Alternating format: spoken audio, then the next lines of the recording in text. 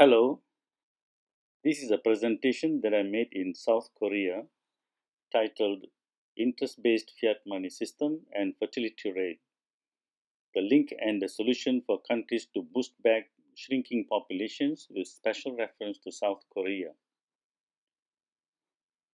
Many countries are facing the problem of shrinking population. Examples include Singapore, Japan, South Korea, and Europe, and also many other countries. Hence, the content of this presentation is also relevant to these countries. Now, what is fertility rate? We're not talking about medical infertility here, but rather it is an economic or demographic data collected by governments. It is the average number of children that would be born to a woman if she were to live to the end of her childbearing years. Now, why is this statistics important? It is important because it tells us a lot about future labor force supply. Currently, many countries are facing a falling fertility rate, as I mentioned earlier, which means in the future, many sectors of the economy in these countries could face a shortage of labor force. With shrinking fertility rate, i.e., lower birth rates, it also means that the proportion of the elderly in the economy would be rising. That is, the nation would face an aging population. The fact that people tend to live longer nowadays also contributes to this aging population. But however, this problem is not that serious because the older population of today usually have accumulated wealth and with good health due to modern advancements in medicine, and also their productivity could be increased through technology like artificial intelligence. Notice that Malaysia just elected a 93-year-old Prime Minister, Dr. Mahathir Mohamad. Such aging population surely would also have implications for national output, productivity, and change in needs. In the long run, this could affect the national security and the civilization itself. In the olden days, if a country were to have a large proportion of old people, then it becomes vulnerable to attacks and being conquered. Now, why are the fertility rates in these countries going down? Many reasons have been forwarded in the literature. Firstly, due to natural reasons, like basically natural fertility going down. This could be due to reasons like food, work stress, and so forth. Secondly, people are also postponing marriage and childbearing. Many are also choosing to live single. Career ambitions is another. Saving money for other reasons like wanting to travel the world and so forth. Government imposed policies like one child or two child policies. And lastly, the rising LGBT lifestyle. Deliberate economic reasons given include the rising cost of living. Prices of all things are continuously rising in almost every country. With rising cost of child rearing, there is also not enough support or benefits given by the government in terms of tax breaks or cash and childcare benefits. Some people are affected to such an extent that they are choosing to have less children. High youth unemployment. This is forcing people to postpone marriage and having children. Here, there's also gender wage gap, where the female worker is paid much lower than the male counterparts with similar qualifications. With many living as single parents, this discourages having children. In some cultures, males also do not help much with domestic chores, including helping with childcare. Some are also of the opinion that there is a general mindset change among the younger generations to have less children. Former Prime Minister of Singapore, had this opinion too. Mr. Lee Kuan Yew, in his book One Man's View of the World, said, "Is there a country in this world prospers on a declining population? If I had to identify one issue that threatens Singapore's survival the most, it would be this one. I cannot solve the problem and I have given up. I have given up the job to another generation of leaders. Hopefully, they or their successors will eventually find a way out." And elsewhere in the book, he also mentioned that Singapore will fold up if its citizens do not procreate. Demographic experts tell us that for a society to sustain itself, the fertility rate needs to be at least 2.11, also known as the replacement rate. 2 to replace the parents, and an additional 0.11 to cater for people who naturally cannot bear children, early deaths, and so forth. Hence, fertility rates below 2.11 would cause a population size to fall. Demographic experts also tell us that once the rate goes into 1.3, it would become practically impossible to reverse it because the economy would not be able to sustain the situation until a reversal takes place. Many advanced and developed nations, including the US, Europe, Britain, Scandinavian countries, Japan, South Korea, Singapore, and Australia, indeed have fertility rates below 2.11, indicating as though there is a negative relationship between economic advancement and fertility rate. Now, this is an example of a healthy distribution. This is for Nigeria in 2014. The blue ones are for male and the red or pink ones are for the female. Notice the beautiful pyramid shape. So you have more younger generation compared to the older generations here. So this is a healthy distribution. And here we have an example of a not so healthy distribution. This is for Japan. In 1950, we saw a triangle, just like Nigeria just now. In 2005, the distribution looks like more like a kite. See, it is kind of reversing on the path to reversing. And 2055, it is expected that it's almost like a reverse triangle, and this is already very bad. Now, this is the population distribution for South Korea in 2017.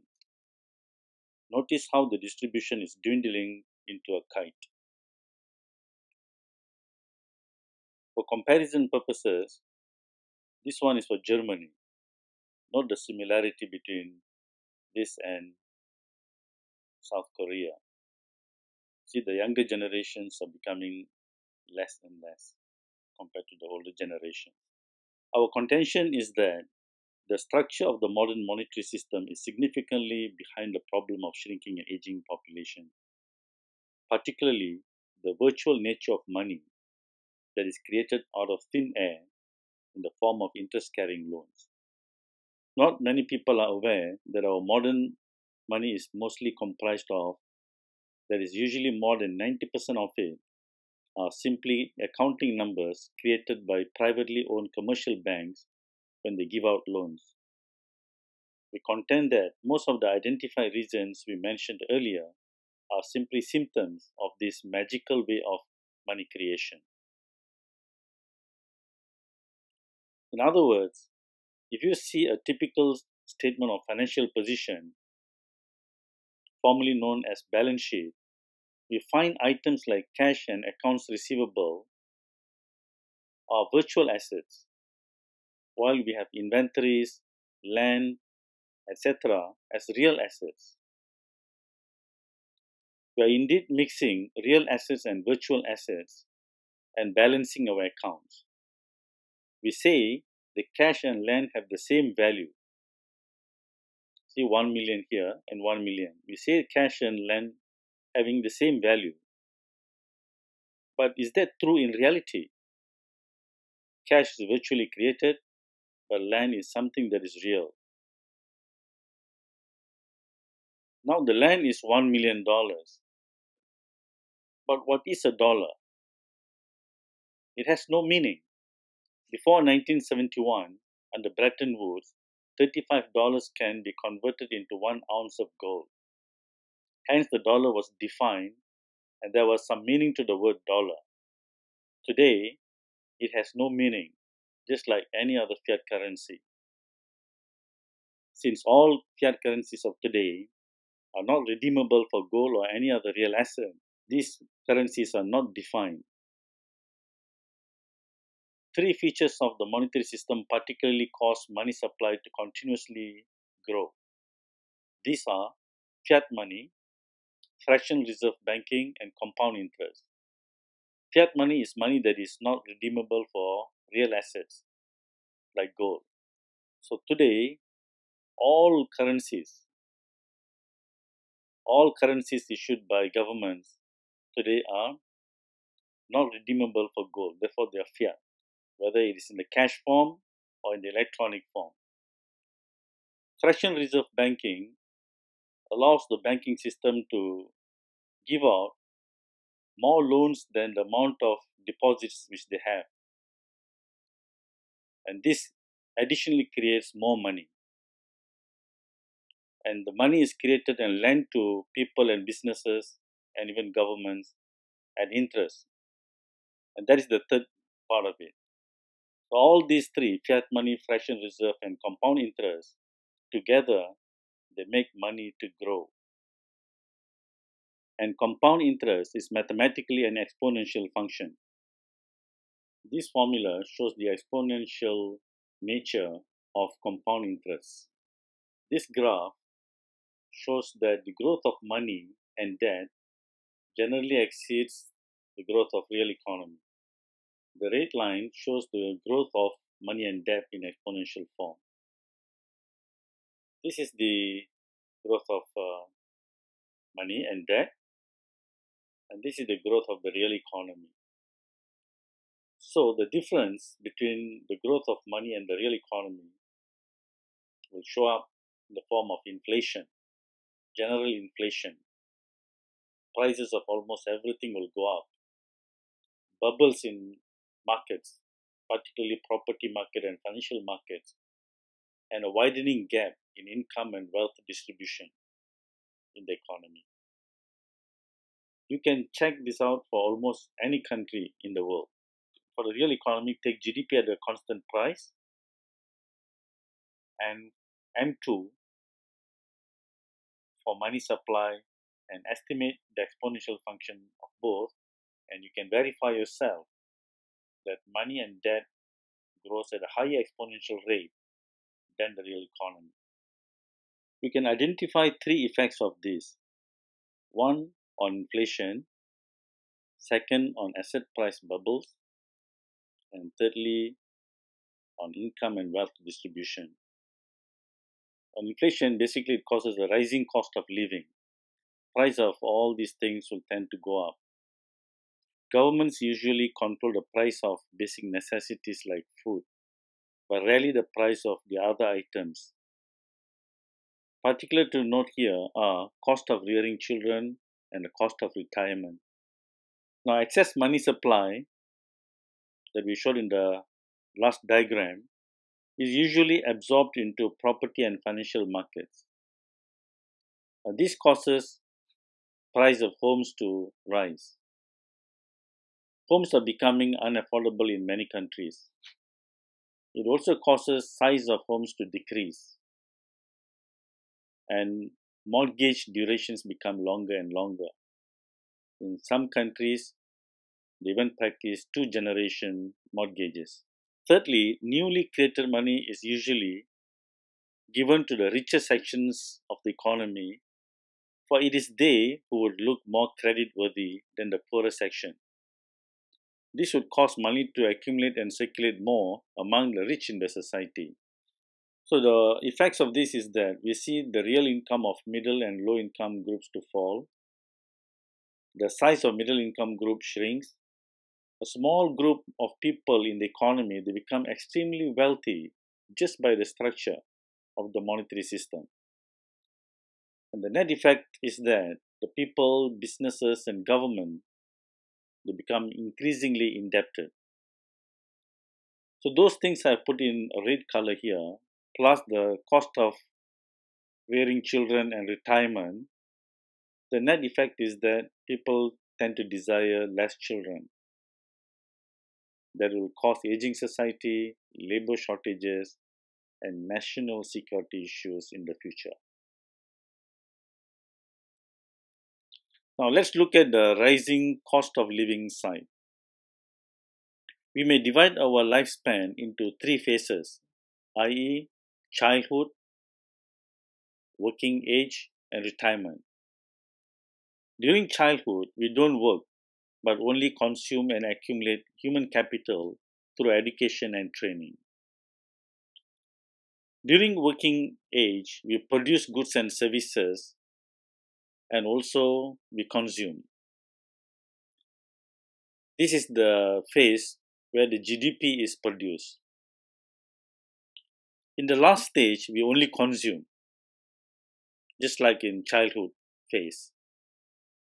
So, middle group must produce goods and services for itself and also for the children and the elderly retired group. But with the rising costs in all these phases, people tend to have less children. Firstly, the current cost of living relative to their income may force them to have few children.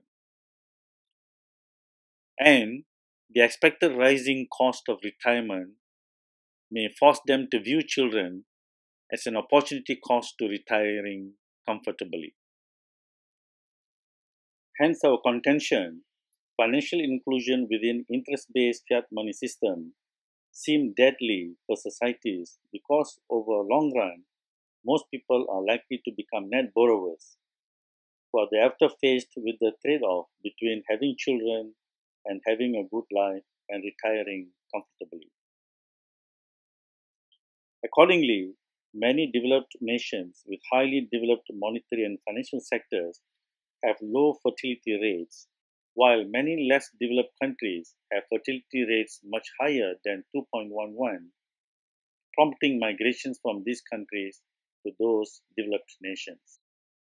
This table provides the fertility rates for selected countries for 1960 and 2015 and their respective financial inclusion index in 2014 as reported in an IMF working paper. It's obvious that most countries have shown a falling fertility rate. South Korea's fertility rate fell from 6.1 in 1960 to, to a low of 1.2 in 2015.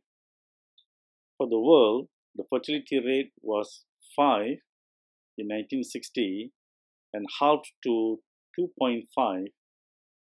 Note that European Union, North America, East Asia, and Pacific have fertility rates below the replacement rate, while the Arab world, poor countries that includes many African countries, and South Asia have rates much higher than the replacement rate. The correlation between 2015 fertility rate and the financial inclusion index is a significant negative 0.55, suggesting a negative relationship to exist between fertility rate and financial inclusion. A regression analysis between the two variables gave a statistically significant slope of negative 5.2963, which means a 1% increase in financial inclusion is associated with a decrease in fertility rate by 0.052963. This result seemed to confirm our hypothesis that financial inclusion in the present interest-based fiat monetary system negatively affects fertility rate. However, we have to be a bit careful with this conclusion because generally financial inclusion is important and contributes to a broad-based inclusive economic development. But in our conclusion here, It is not the financial inclusion per se that is responsible for the decrease in fertility rate, but rather the virtual nature of fiat money and the compound interest associated with it. With such dwindling fertility rates in most countries, this table provides the expected future shortage in labor force in these countries as reported by Rainer Strack in a TED Talk. By 2020, Brazil, South Korea, Russia, and Germany are already expected to face labor shortages. However, note that by 2030, almost every nation is expected to face labor shortage, with the problem being acute in Brazil and South Korea.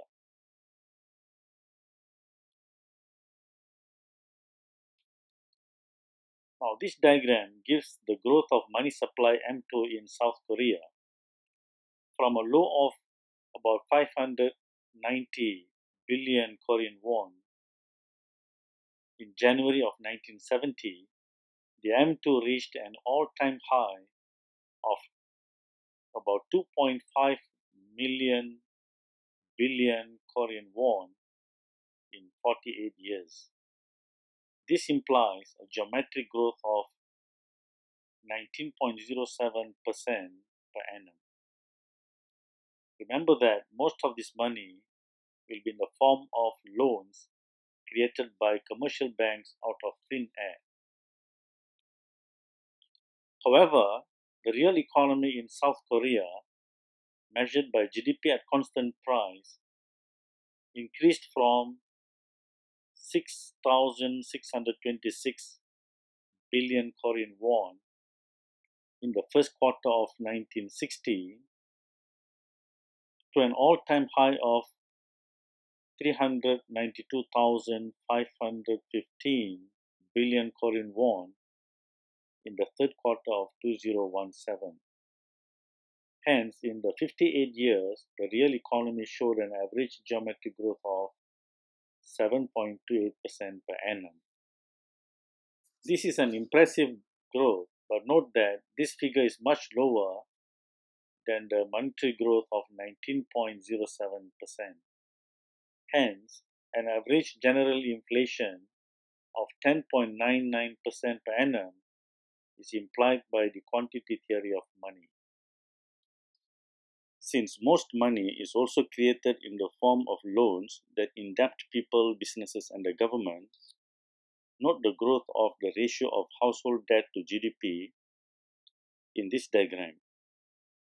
From a mere 1.4% of GDP in the fourth quarter of 1964, the ratio reached an all-time high of 94.4% of GDP in the third quarter of 2017, a geometric average growth of 8.27 per annum.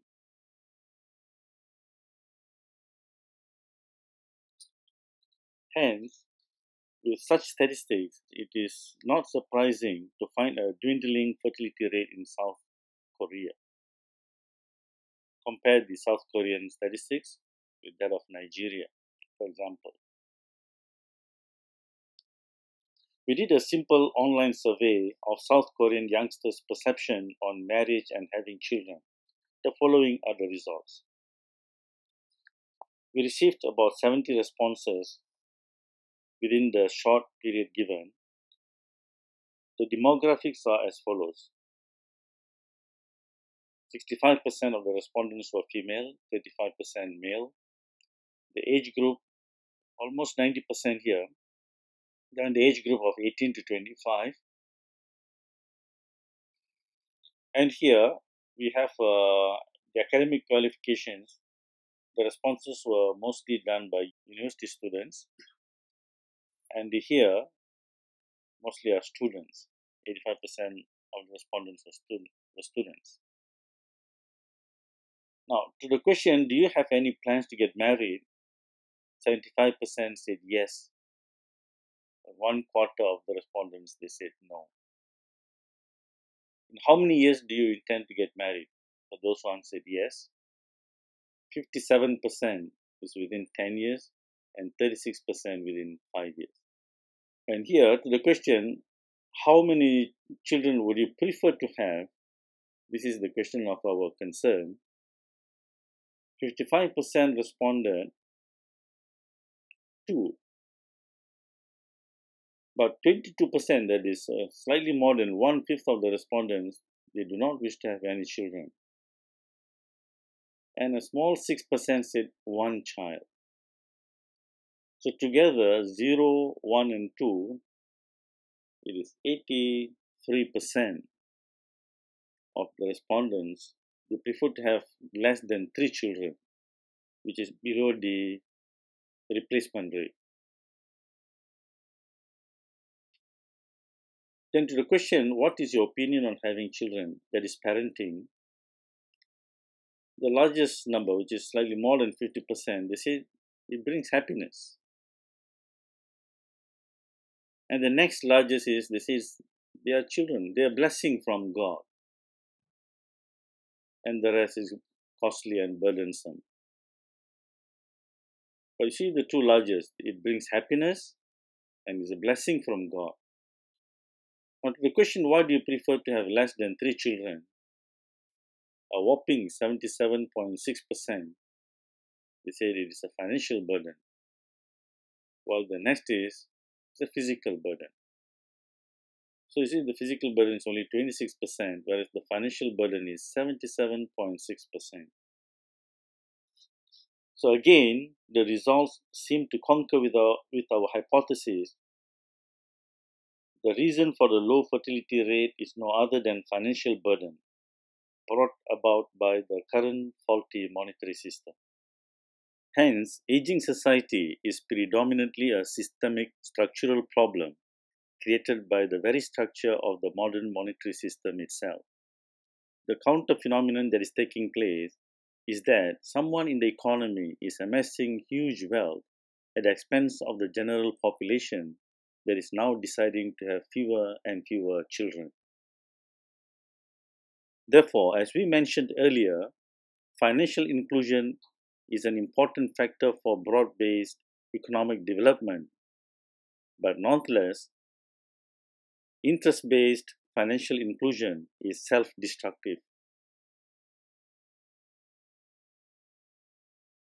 Now, what measures nations can take to remedy the faulty monetary structure? Surely we would want to know that. In our opinion, firstly, nations should gradually move towards real money systems. These are systems that use real items like gold and silver as measures of value. Earlier, we mentioned these three characteristics as responsible for the off-tangent growth of money and debt in the economy: fiat money, fractional reserve, and compound interest. Real money solves the first two,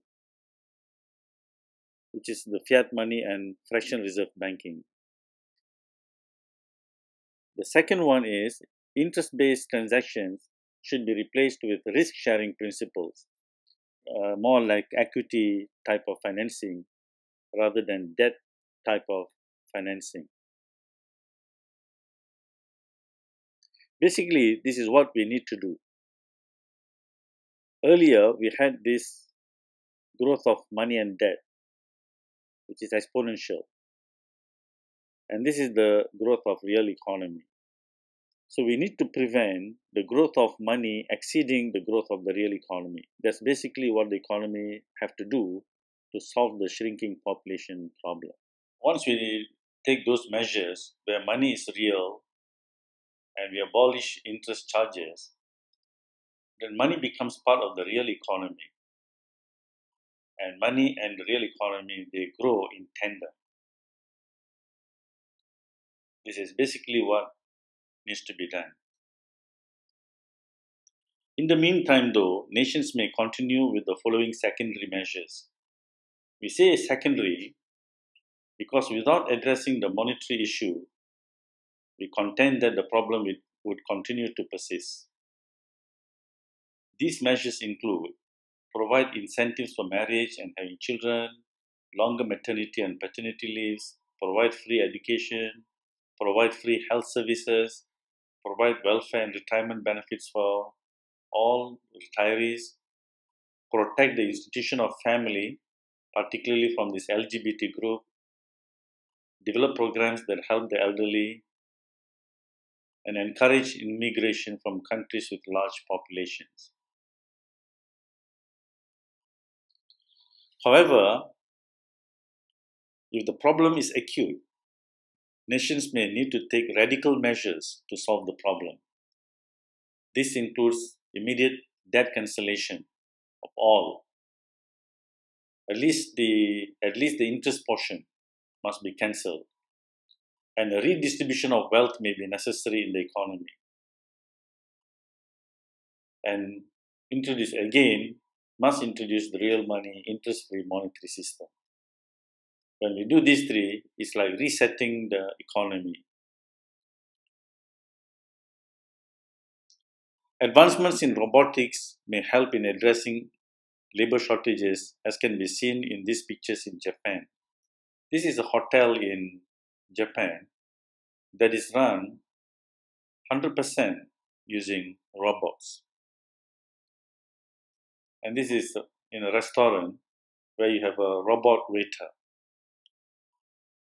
But however, as people die, we cannot have a nation populated by robots.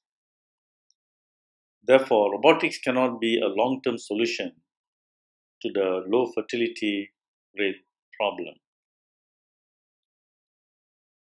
We wish all the best to all nations and cultures. Bye.